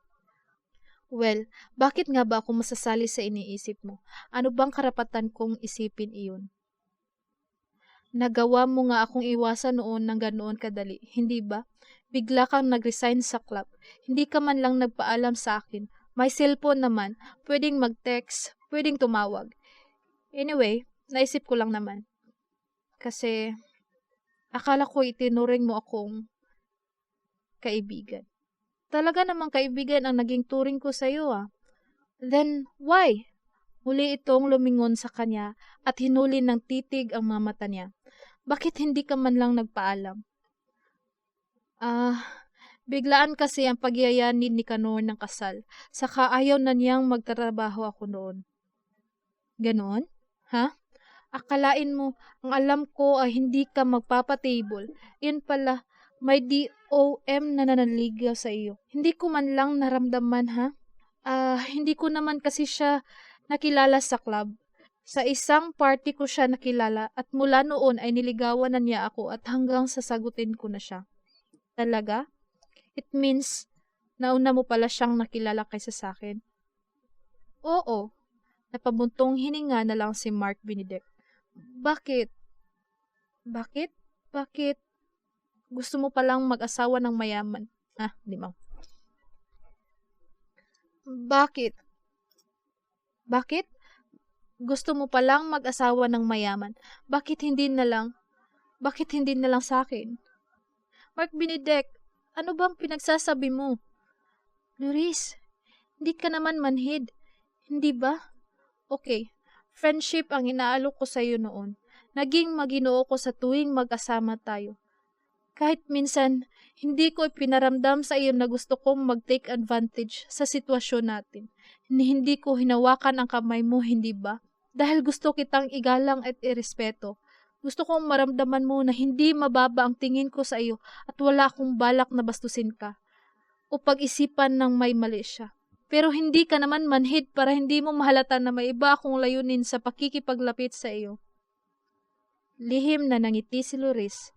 So, that's a revelation. At pwede na siyang magsimulan na lalo pang paglaruan ang damdamin nito. Mark, yes, you are a friend. You're just a friend. Iyon ang alam ko. Iyon lang ang gusto ko mula sa iyo. I mean, ayaw kong isipin na may iba ka pang layunin noon. Dahil hindi ko ma-imagine ang sarili ko na pakakasal sa iyo. And why? Bahagyang tumaas ang tinig nito. Because you're too good to be true. Mayaman, gwapo at matangkad, at mabait. Alam kong ang mga kagaya mo ay nababagay lang sa mga babaeng may kaya sa buhay. Iyong nabibilang sa nasa alta syudad. Mayayaman din, mas magaganda, mas kilala, at mas malinis. At ako, isang hamak na pole dancer lang. Sa palagay mo ba, may kakayahan akong makipagsabayan sa mga babaeng kagaya nila, ha? Loris, hinamak mo ang sarili mo, kaya mo. Hindi naisip na pwede mo akong magustuhan bilang asawa? Hinamak ko ang sarili ko dahil hindi ko naisip na pwede akong maging asawa ng isang kagaya mo. Ayaw kong masaktan sa huli, kaya ko nagawa iyon. Sinisiguro ni Loris na lalo niyang nakukuha ang simpatiya nito. At ang isang kagaya ni Nicanor na maedad na, hindi kagwapuhan at maraming kapintasan, at may iisa lang na magandang katangian, siya ang mas tanggap mong maging asawa, ganun ba? Siya ang iniisip mong babagay sa iyo? Napayo ko si Loris. Oo. Natahimik si Mark Benedict. Mataas ng sikat ng araw, babalik na ako sa suite ko. Pagkuway akmang bababa ng batuhan ang dalaga. Loris! Marahang pumigil ang kamay nito sa kamay niya. Bakit? Alam mo bang galit na galit ako nang mawala ka? Naisip ko, pinaglaruan mo lang ang damdamin ko. Sabi ko sa sarili ko, kapag nagkita tayong muli, dalawa lang ang gagawin ko. Iiwasan kita at dididmahin o kakausapin at susumbatan. Pero kahit iyong unang balak ko, hindi ko yata masyadong napagtagumpayan na gawin. Hindi kita magawang iwasan. Kagaya ngayon, natanaw lang kitang umiiyak, hindi ko napigilang lapitan ka. Pero nagawa mo na akong sumbatan ngayon. Hindi iyon panunumbat. Gusto ko lang ipahayag sa iyo ang nararamdaman ko. Okay. Gusto mo lang ipahayag ang nararamdaman mo. So, what's your next move? Ibabalik mo na ang friendship natin? No. Lihim na natigilan ang dalaga. And why? Dahil ayaw kong muling marahuyo sa iyo. You're a married woman now. Kahit pakikipagkaibigan lang ay hindi ko na dapat gawin. Saka binitawan nito ang kamay niya. Lihim siyang napangiti. Talaga? Tingnan ko kung magawa mo akong iwasan ngayong nasa isang maliit na isla lang tayo. Luha lang pala ang katapat mo para lumapit sa akin, ha? Sa loob-loob ni Loris. Bahala ka kung iyon ang sa isip mo ay mas tama mong gawin. Humakbang na siya palayo sa binata. Damn! Bakit ganoon? Parang hindi ko naman yata kayang panindigan ang sinabi ko. Parang gusto ko siyang tawagin at kausapin pa. Naiinis na tanong sa sarili ni Mark Benedict habang nakatanaw sa palayong dalaga. Hindi siya nagpaparoom service ng pagkain? Maang natanong ni Mark Benedict kay Gino. Yes sir, nagkukulong lang siya sa cottage niya. Hindi nga lumalabas para mapahangin sa tabing dagat. At 2 araw na niyang ginagawa iyon? Yes sir, at may order siyang 2 bote ng martini. Ha? Napaisip si Mark Benedict. Bakit niya ginagawa yun? Natagpuan na naman ng binata ang sarili na humahakbang patungo sa cottage na kinaroroonan ni Loris. Loris? Loris? Pero nakakailang katok na siya ay wala pa ring nagbubukas mula sa loob. Nilukob ng pag-aalala ang puso ng binata. Dinukot niya ang master key sa busa at binuksan ang pinto. Magulo ang munting sala ng cottage. Nagkalat ang mga magazine at libro. May nakatumba pang bote ng alak na walang laman sa center table na gawa sa kawayan. What was she doing? Umiinom ba siya ng alak? Loris? Muli niyang tawag habang humahakbang patungo sa nag-iisang silid ng cottage. Pagkuway, buong kapahangasang binuksan ang pinto. Loris! At ganoon na lang ang pagkagulat niya nang makitang nakalungay-ngay sa gilid ng kama ang dalaga. Anyong mahimbing ang tulog, hawak ng isang kamay na nakalawit sa kama ang isang bote ng alak na walang laman. Loris, are you okay? Tarantang nilapitan niya ito at tinapik sa pisngi. Bakit ba? Paungol nitong tanong bagamat hindi nag-abalang imulat ang mga mata. Nalanghap ni Mark Benedict ang amoy alak sa hininga nito kaya natiyak niyang lasing lang ang dalaga. Loris, ano bang problema ha? Naiiling na inaayos na lang niya ito ng higa sa kama. Bakit ba? Ano bang problema mo ha? Sa kamasuyon niyang hinaplos ang pisngi nito. At nang walang makuhang sagot, ipinasya ng binata na kumuha na lang muna ng bempo at pinunasan ito ng maligamgam na tubig mula sa hot shower sa banyo. Marahang nagmulat ng mata si Loris. Pagkuway inilingap ang paningin sa kabuuan ng silid. So he's here. Hindi rin siya nakatiis na hindi pumasok sa teritoryo ko. Napangiti siya na makitang nakasandal sa sofa si Mark Benedict na idlip na pala sa pagbabantay sa kanya. Hindi mo ko natiis, ganun ba? Umalis sa kama ang dalaga at nagsimulang humakbang palapit sa kinaroroonan nito. Mark Benedict, ang totoo, malakas talaga ang dating mo sa puso ko. At sino ba namang babae ang hindi mararahuyo sa isang kagaya mo? Kahit pa nga punong-puno ng galit ang dibdib ko para sa'yo, alam ko, sigurado ako, kung nakilala kita sa pagkakataong wala kang atraso sa pamilya ko, siguradong mababaliw ang puso ko sa iyo. Pero dahil sa malaki mong kasalanan sa ama't kapatid ko, ikaw ang dapat mabalyo sa akin. Pagkuway, tumaas ang kanyang kamay at hinaplos ang pisngi nito. Ha? Napadilat si Mark Benedict at napaayos ng upo. Loris, gising ka na pala. Oo, sorry ha.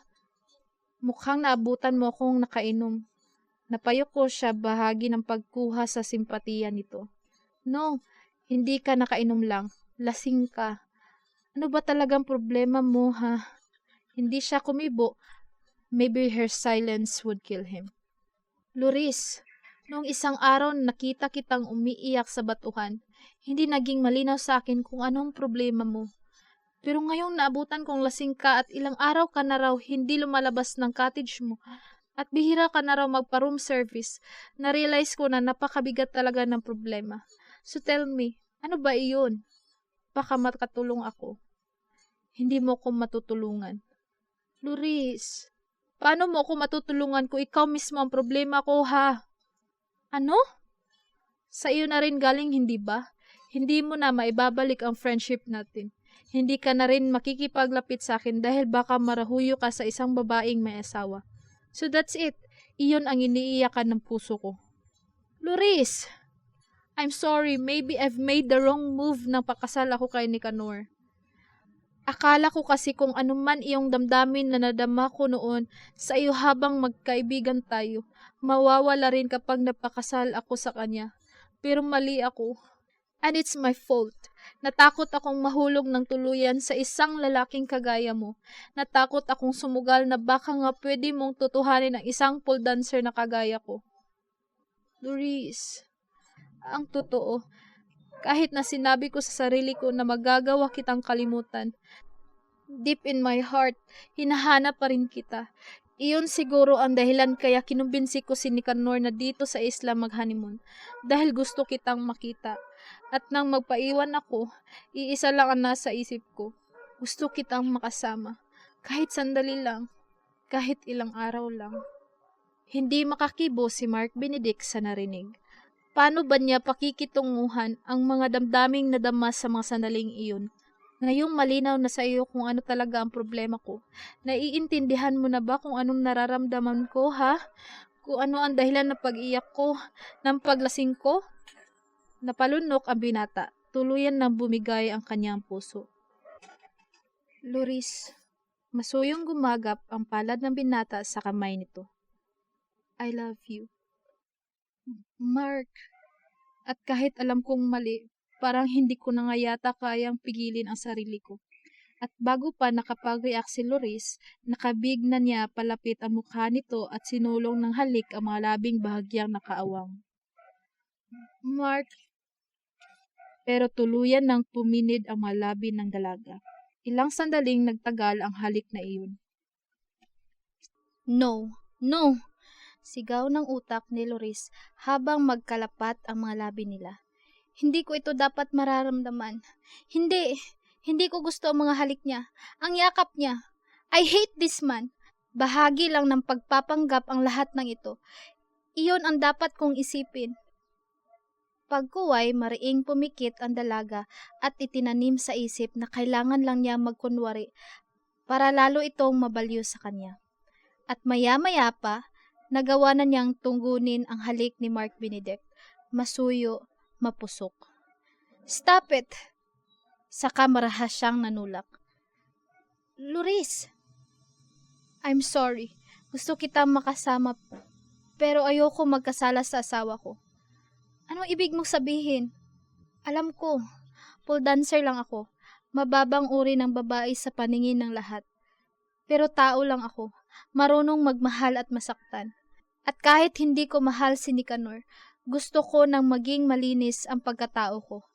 Ayokong dungisan ang kanyang pangalan. Sa ganoong paraan man lang, mapatunayan ko kahit sa sarili ko na hindi ako ganoon kababa. Natahimik si Mark Benedict. Naunawaan niya ang ibig sabihin ni Loris. Gusto mo ng isang relasyong walang pisikal na ugnayan, ganun ba? You can kiss me. You can hug me. Caress me. Pero hanggang doon lang ang nais ko. Gusto ko lang talagang maramdaman ang klase ng pagmamahal na kaya mo ibigay kahit sandali lang. kakaya mo bang ibigay sa akin yun? At least, habang narito lang ako sa isla. Napabuntong hininga na lang ang binata. Mahirap ang hinihiling mo, Loris. Hindi mo kaya? Kakayanin ko. Mark, kakayanin ko kung iyon ang gusto mo. At least, habang narito ka lang sa isla. Kahit bawal na ang relasyong ito, kahit sandali lang, ibibigay ko sa iyo kung iyon ang nais mo. Talaga? Yes. Dahil kapag maghihiwalay na tayo, nais kong may baunin tayong magagandang alaala kapag naghiwalay na tayo. Hindi makapaniwala si Loris sa narinig, at parang ayaw niya magtiwala sa salita nito. O sa sarili siya hindi makapagtitiwala. Pero nang yakapin siya ng binata, isiniksik niya ang sarili sa malapad nitong dibdib. She'll make sure that he's going to be like living hell sa mga pagtitiis na mararanasan nito mula sa kanya, na magiging torture para sa binata ang mga gagawin nitong pagtitimpi upang patuloy na maging maginoo sa maikling relasyon na kanilang napagkasunduan. Pero tinupad ni Mark Benedict ang pangako sa kanya. Sa ilang araw pang pananatili ni Loris sa isla, minsan pang naging maginoo ang binata. Cheers! Nakangiting wika ni Mark Benedict nang itaas ang kupetang may lamang champagne. Cheers! Nakangiti ring wika ni Loris. Paghuway, sabay na nilang tinungga ang laman niyon. At nang pumailan lang ang isang malamyos na tugtugin sa kabuuan ng restaurant ng hotel, nagkayayaan silang magsayaw. Magkalapat ang dibdib, magkayakap na sumabay sila sa ilang parehas na naroon at ninanamnam din ang masarap na pakiramdam na hatid ng marahang pag-indak ng mga katawan nila. Loris. Anas niya na hindi nag-abalang magtaas ng mukha. Basta nakasandig lang siya sa malapad na dibdib ng binata. Parang ayaw ko nang matapos ang gabing ito. Alam mo ba iyon, ha? Talaga? Bakit naman? Malambing niyang tanong. Dahil napakaligaya ko sa mga sandaling ito. Ako man, parang puputok ang puso ko sa kaligayahan sa mga sandaling ito. Naririnig ni Loris ang sarili, pero hindi niya matatanggap na puso niya ang bumibigkas ng mga katagang iyon. Bagkus, nais niyang panindigan na utak niya ang nagdidikta ng lahat ng iyon, ang utak niyang nagpaplano ng lahat. At sa lumipas pang mga araw, mas naging madalas ang mga ganitong tagpo. Magkasama sila palagi ni Mark Benedict sa pamamasyal sa isla, sa pagkain, sa kung ano-ano pang pwede nilang gawin. At alam ni Loris, lalong nalulong sa kanya ang binata. Lalo itong natutorture sa mga pagtitimpi, sa pagpipilit na maging maginoo para hindi sumira sa pangako sa kanya. Mark, bakit ka narito? Maang natanong ni Loris nang mapagbuksan ang pinto ng cottage ang binata. Humagod ang tingin ng binata sa ayos nito na manipis at maikling nighties na pinatungan lang ng roba. Lihim siyang napalunok. Itatanong ko lang sana kung anong oras tayo. He's here. Nagbababala ang kislap ng mga mata ng dalaga habang sumusulyap sa loob. Ha? Ang asawa ko. Dumating siya kaninang umaga. Ha? Oh, Mr. El Greco, narito ka pala. Lalapit sa kanila si Nicanor. Narito pala kayo, sir. Pinilit hamigin ng binata ang sarili. Oo, sinusundo ko ang asawa ko. Namimiss ko na siya eh. Ang bango ng misis ko. Saka pinanggigilang halikan sa pisngi si Loris. Ganun ba? Kung ganoon ay pasensya na sa abala. Bigla siyang napatalikod. Chinecheck ko lang kung wala siyang kailangan. Sige ho. Saka malalaki ang hakbang na nilisan na ng binata ang cottage. Shit! Alright. Alam kong pag-aari siya ng iba. Pero bakit naman ganoon? Bakit kailangang italampak pa sa mukha ko na wala akong karapatang sapakin ang matandang iyon dahil sa pagyakap at paghalik kay Loris? God! Ano bang klaseng buhay ito na pasukan ko? This is so unfair! Unfair! Pero ang magngit-ngit lang ang kayang gawin ni Mark Benedict. Ay nako, iwan ko sa'yo. Nagbihis ka pa ng ganyan bago mo pinagbuksan ha? Gusto mo talaga siyang patayin sa selos, ganun ba? Natatawang wika ni Nikki. Well, nakita mo ba kung paano siya nabigla na makita ka? Biglang napatalikod ng halikan mo ko, hindi ba? Oo nga, sa tingin ko pwede nang magpakamatay sa selos ang lalaking iyon. Talaga? Ano nga kaya kung magpakamatay sa selos ang isang iyon, ano? Iwan ko sa'yo. Kaya ba yun ang kasensya mo? And why not? Siyang dahilan ng kamatayan ng pamilya ko. Luris, hindi naman niya... Huwag na iyan ang pag-usapan natin, okay? Be ready. Kaya kita tinawagan na sunduin mo ako ay para matapos na ang paglalaro kong ito. Nagsimula na mag-impake si Luris. Dahil magsisimula na ako sa totoong pagganti ko sa kanya. Kailangan makakuha ko ng malaking halaga mula sa kanya. Talaga? Yan ang gusto ko. Datong. Sige na nga, hindi na rin ako makukonsensya. Natatawa na lang siya sa kaibigang bading. Pero maya-maya ay natigilan si Luris. Magpapaalam ako sa kanya at least. Kailangan maging maganda ang paalam ko sa kanya para kapag tumawag ako at humingi ng malaking halaga, buong puso niyang ibibigay. Nangiti siya sa ideyang iyon, habang pilit na itinataboy ang sumbat ng konsensya. Luris, bakit ka narito? Gulat na wika ni Mark Benedict nang magpagbuksan ang dalaga. Tilang bagong gising ang binata pero hindi naman. Malamlam lang ang mga mata nito. Nalalanghap pa niya ang amoy alak sa hininga nito. Parang gustong kabahan ni Luris. Uminom ka? Konti lang. Bakit? Papasukin mo muna ako ha. Malambing niyang hika. Sige. Niluwangan nito ang bukas ng pinto ng penthouse. Thanks. Humakbang siya papasok. Bakit ka nagpunta rito? Alam ba ng asawa mong, Mark Benedict, I'm leaving. Bigla siyang yumakap dito. Magpapaalam na ako sa iyo. Luris. Yumakap na rin ang mga braso nito sa kanyang baywang. I love you. Pero hanggang dito na lang tayo. Luris, parang hindi ko yata kaya. Parang hindi ko rin kaya, Mark. Pero ito ang kapalaran natin. I just came to say goodbye and to kiss you for the last time. Saka siya na ang kusang tumingkayad at umabot ng halik sa mga labi ni Mark Benedict. Gumanti ng halik ang binata, mas mapusok, mas marubdob. At may naramdaman si Luris sa klase ng halik nito ngayon, parang wala iyong kontrol. Mark, wait! Sinikap niyang manulak ng maramdaman na papahigpit ang yakap nito sa kanya. Why? Malambing na tanong ng binata. You said for the last time, hindi ba? I want to make it more memorable. Hindi lang sa iyo, kundi sa akin na rin. Napatitig siya sa mga mata nito. May nabanaag siyang kislap ng luha. Mark, are you crying? Hindi niya napigilang tanong. Bawal ba? Nasasaktan ako eh. Kanina pa, nang halikan ka niya sa harap ko. Nagsisilos ako.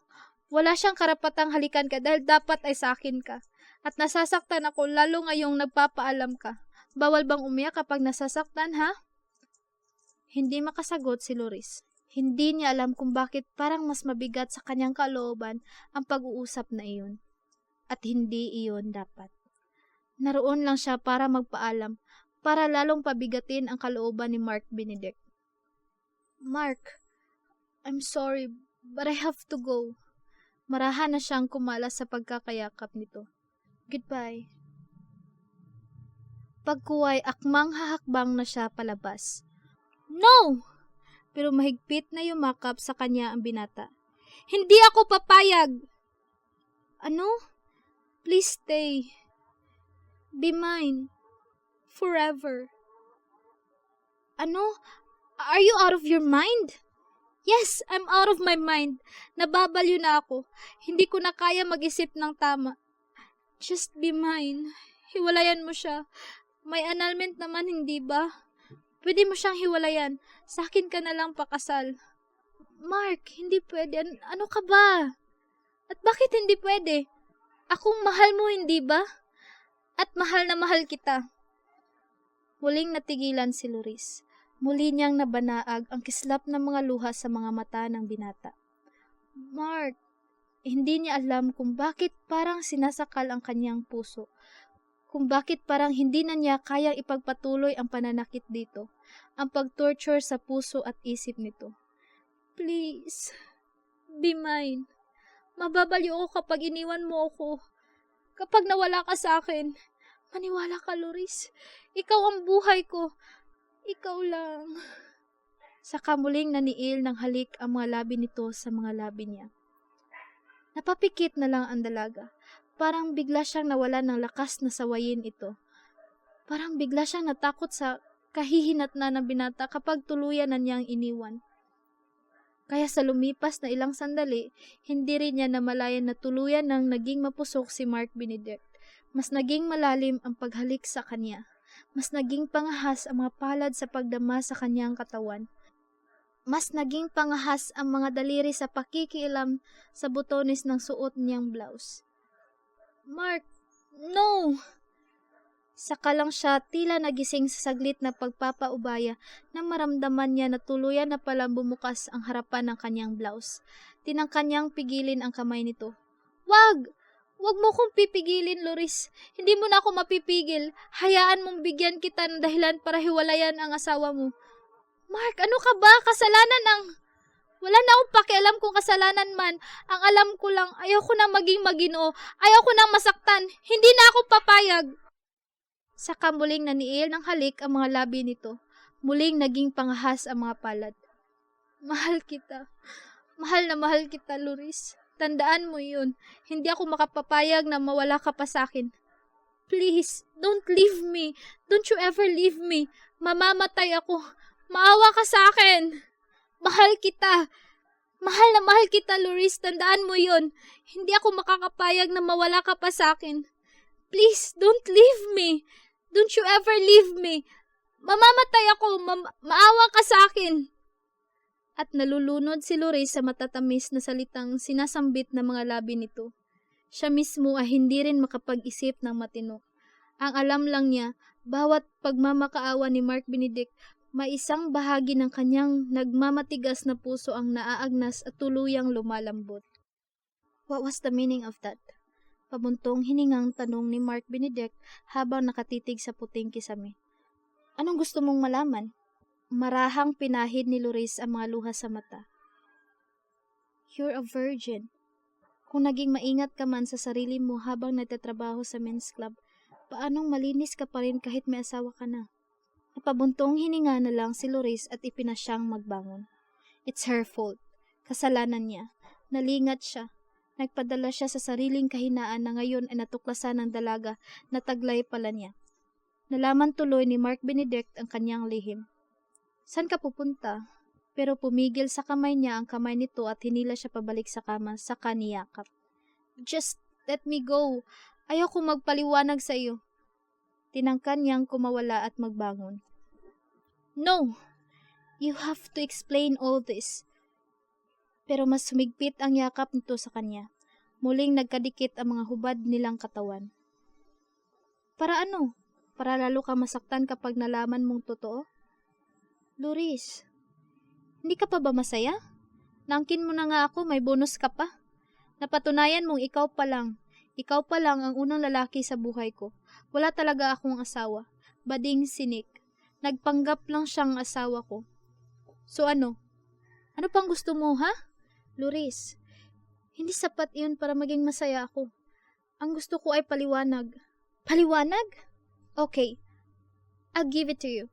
I hate you, Mark Benedict El Greco. Loris, I hate you dahil ikaw ang dahilan kaya namatay ang kapatid ko at ama. Sinong? Si Eliseo ang leader ng unyon ng pabrika. Pinasabugan ng granada ng mga wilgista. Ang kapatid kong si Tita. Kabilang sila sa mga namatay ng araw na iyon. Natigagal si Mark Benedict. Tatlong malalakas na pagsabog ang umalingaw sa ibaba. Nayanig din ang glass wall ng opisinang kinararoonan nila kaya bahagya silang napaigtad palayo roon. What happened? Maang napalapit sila sa salaming dingding. Oh my God! At ganoon na lang ang pagkagimbal nila na makita ang malaking guwang sa semento na nilikha ng malakas na pagsabog na iyon. Habang sa paligid ay nagkalat ang mga taong duguan na tinamaan ng pagsabog. May umiiyak at tumadaing. May gumagapang habang hila-hila ang nalasog na mga binti at braso. And worse, may hindi na gumagalaw sa pagkakahiga sa baldusan na duguan na rin at animo wala ng buhay. May wasak ang mukha, sunog at hindi na makilala. May ilan ding kababaihang nadamay, may mga edad na ang iba pa. Bigla ang daloy ng mga alaala sa kanyang isipan. Kabilang sila sa, "Oo, kabilang sila!" Pahagulhol na wika niya. Kaya lahat ng klase ng pagganti, binala ko para sa'yo. Gusto kitang saktan, gusto kitang patayin, gusto kitang hututan ng pera, gusto kitang paglaruan, torturin, hanggang mabalyo ka. Lalo siyang napaiyak. Loris, pero ayoko mahalin ka. Ayoko. Pero bakit ganito? Bakit mahal kita? Bakit hinayaan ko mangyari ito? At sa huli, ako palang matatalo. Hindi pa rin makapaniwala sa narinig ang binata. Loris, I love you. Himigpit ang yakap nito sa dalaga. I love you too. Please marry me. Mark! Marry me. Hayaan mong turuan kitang magpatawad. Hayaan mong mahalin kita habang buhay. Mark, matatanggap mo pa rin ako kahit na biktima ka lang ng puot. Ako biktima rin ako ng pagkakataon. Nagkataong ako ang namamahala sa pabrika ng mangyari iyon. Pero hindi ko iyon kayang gawin. Mahalaga sa akin ang buhay ng tao kaysa ano paman. Mark, I love you. Hindi nagbago ang pagtingin ko sa iyo sa kabila ng lahat. Dahil kung noon ay natanggap kita, ngayon pa kayang alam ko na ang lahat? Mark, napasigok na lang ang dalaga. Don't fight with it, Loris.